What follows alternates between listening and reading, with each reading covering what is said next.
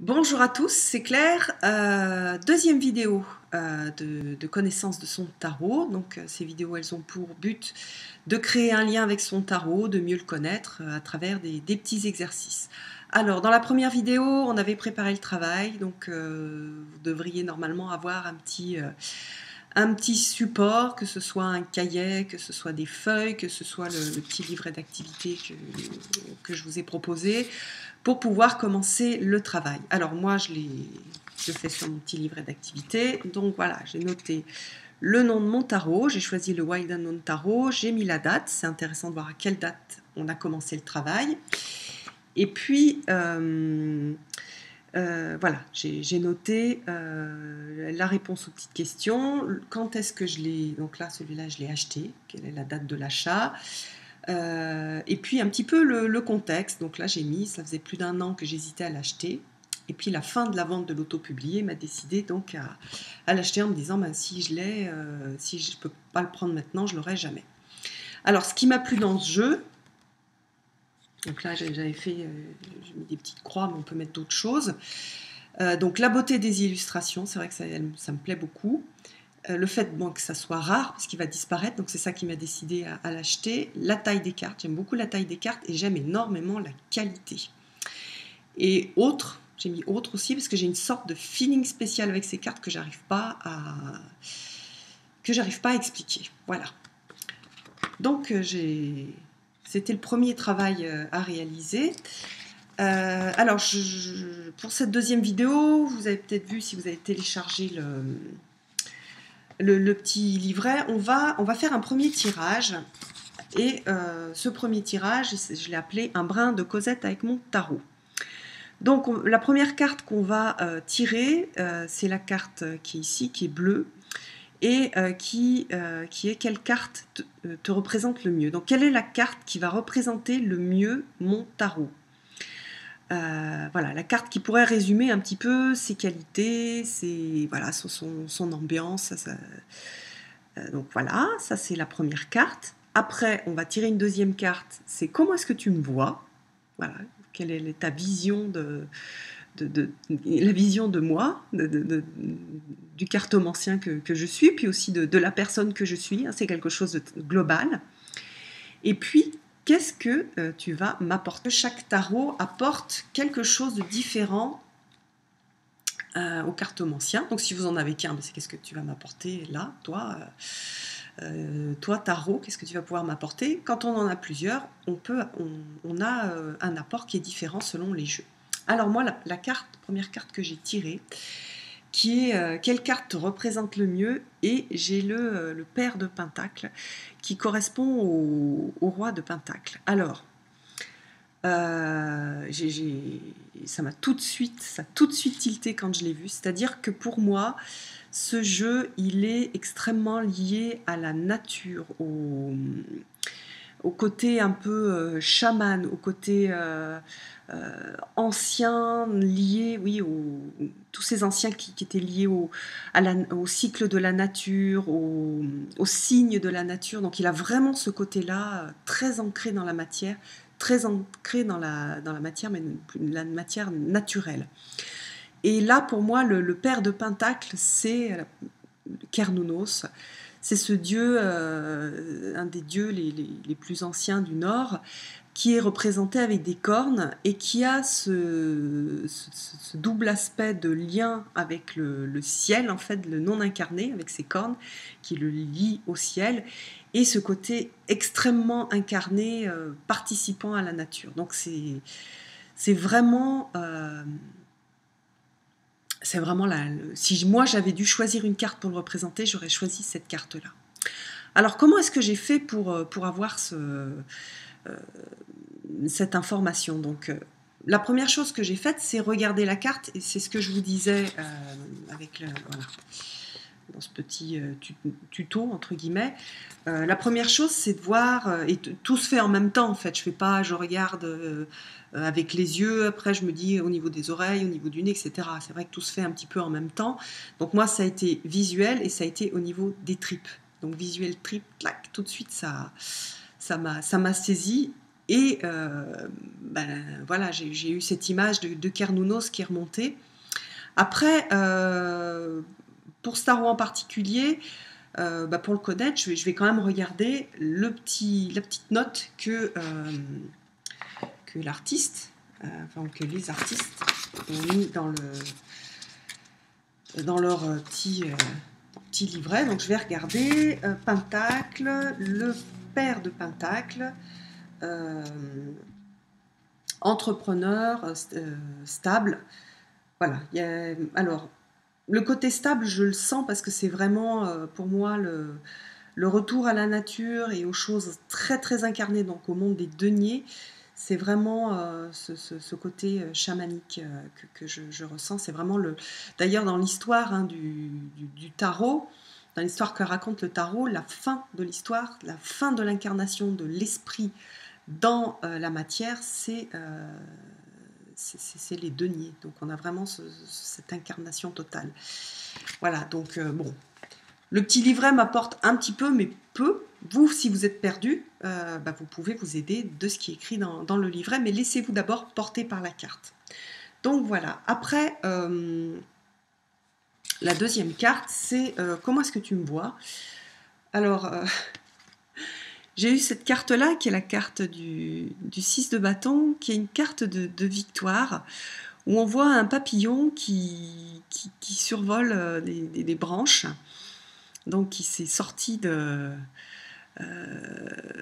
cet environnement hostile, trouvant un moyen qui n'est pas de marcher, mais de voler. C'est une belle carte, mais dans ce jeu-là, elle est assez sombre, parce qu'il y a ce côté très sombre. Bon, bien sûr, cette carte, en fait, elle m'évoque un certain nombre de choses qui ont vraiment trait à ma vie personnelle, au fait que j'ai surmonté voilà, des choses, le fait d'être dans un cocon et le fait d'éclore après.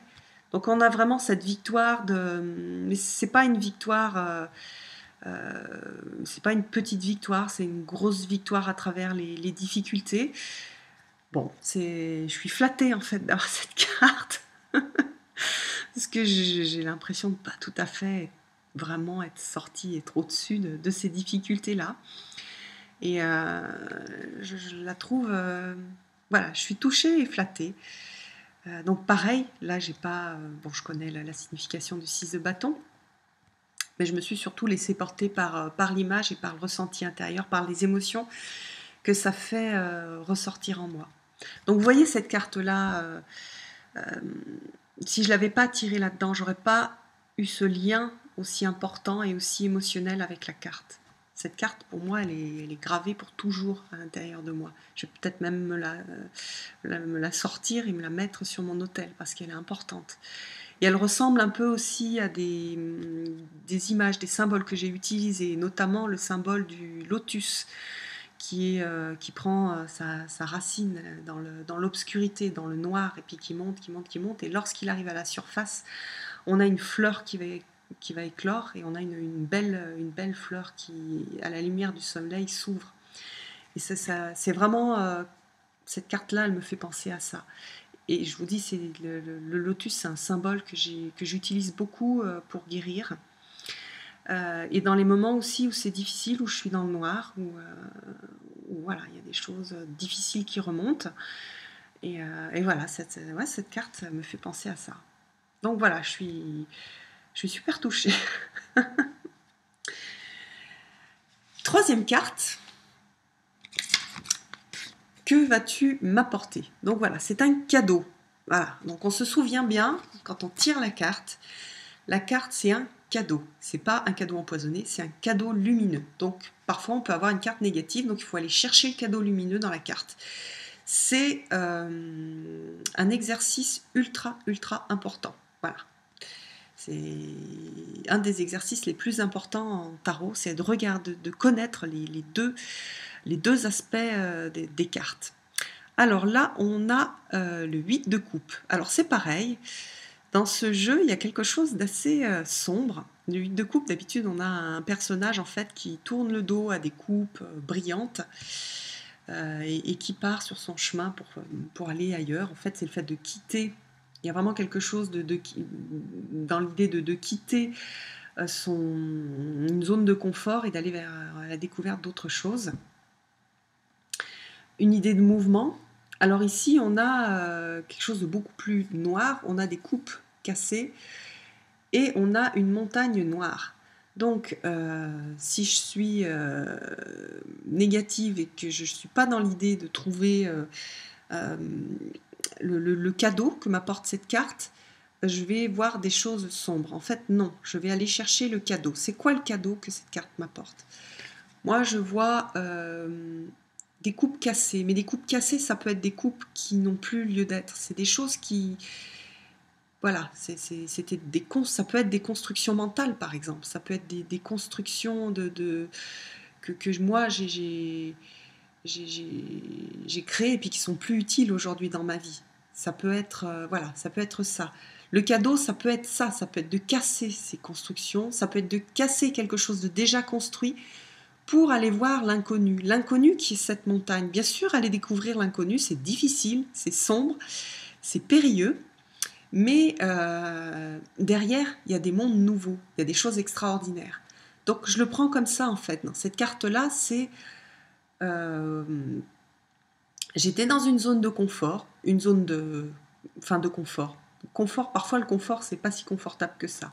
C'est un confort mental, c'est quelque chose qu'on connaît, dans une zone de connaissance. Alors si c'est vraiment que au niveau du tarot, je peux dire ok, c'est une nouvelle façon, c'est un nouveau tarot, une nouvelle vision du tarot. Donc je sors d'une zone de confort, c'est vrai qu'il est moins confortable qu'un tarot Rider-Waite que je connais par cœur. Je sors d'une zone de confort et je vais aller découvrir quelque chose de nouveau. Là on a la montagne qui est sombre, ça ressemble aussi à la montagne qui est derrière chez moi, avec toutes les découvertes qu'on peut y faire. Et ce côté mystérieux, et voilà, j'aime beaucoup cette interprétation-là. Donc ça c'est au niveau du tarot, mais si je le prends comme un jeu de développement personnel, ce que je sens beaucoup plus juste pour moi, c'est ce que j'ai envie de faire, parce qu'il va titiller mes racines un peu, mes racines, enfin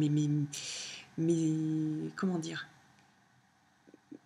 mes amours chamaniques, de lien avec la terre, c'est voilà, ça c'est le monde construit, c'est le monde oui, du mental qui est très fort aussi, mais un monde que je vais quitter et je vais aller retrouver ces sources-là.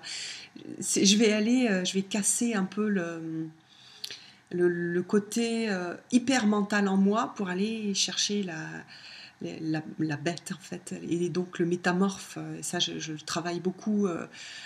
J'ai beaucoup travaillé avec les loups et avec les corneilles et les corbeaux.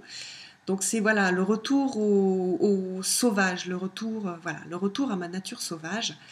Et c'est vraiment un tarot que je trouve juste. Et cette nature sauvage aussi, c'est le retour à l'essence en fait, à l'enfance aussi. Et c'est la capacité de reconstruire des choses plus justes. Donc voilà, il y a beaucoup de choses en fait dans cette carte. Je ne vais pas tout vous dire parce que c'est intime et que ça apporte rien du tout à la vidéo. Mais voilà un peu comment je vais travailler. Donc vous prenez votre carte et vous voyez ce qu'elle vous raconte au niveau intuitif, à partir du visuel, à partir de ce que vous pouvez sentir à travers les tripes. Ou si vous avez des difficultés, artificiellement, vous pouvez vous projeter dans la carte, voir qu'est-ce qui se passe, comment vous vous sentez dans la carte. Est-ce que la carte, elle est confortable, inconfortable? Si elle est inconfortable, qu'est-ce que cet inconfort peut vous apporter comme lumière? Et puis aussi, donc après, retour au livre à la fin. Moi, je peux d'ailleurs, je peux le faire sur cette carte-là. On a le 8 de coupe. Le 8 de coupe, moving on. Donc voilà, le changement, le fait de quitter quelque chose pour aller ailleurs. Donc c'est vraiment hyper classique. Mais c'est présenté d'une façon qui est très évocative. Vous voyez que c'est pas parce qu'un tarot a beaucoup de choses sur sa carte qui va être très parlant. Et il y a aussi la nature de ce qui est sur la carte qui va parler au niveau intuitif. Donc voilà, ça c'est la première chose à faire. Et après, la deuxième chose à faire, c'est de rédiger, d'écrire quelque chose, d'écrire des mots-clés. Donc parfois, vous pouvez récupérer les mots-clés que vous avez vus dans le livre. Hein. Ici, c'est pour noter les mots-clés. Si vous avez choisi une forme libre, je vous invite à, même si vous êtes littéraire, que vous aimez écrire, à écrire beaucoup plus de choses. Si vous êtes synthétique, à écrire 2-3 mots-clés pour vous souvenir un petit peu de ce premier contact, de cette première discussion avec votre tarot. Voilà, et bien écoutez, je vous donne rendez-vous pour la prochaine vidéo. Bye bye!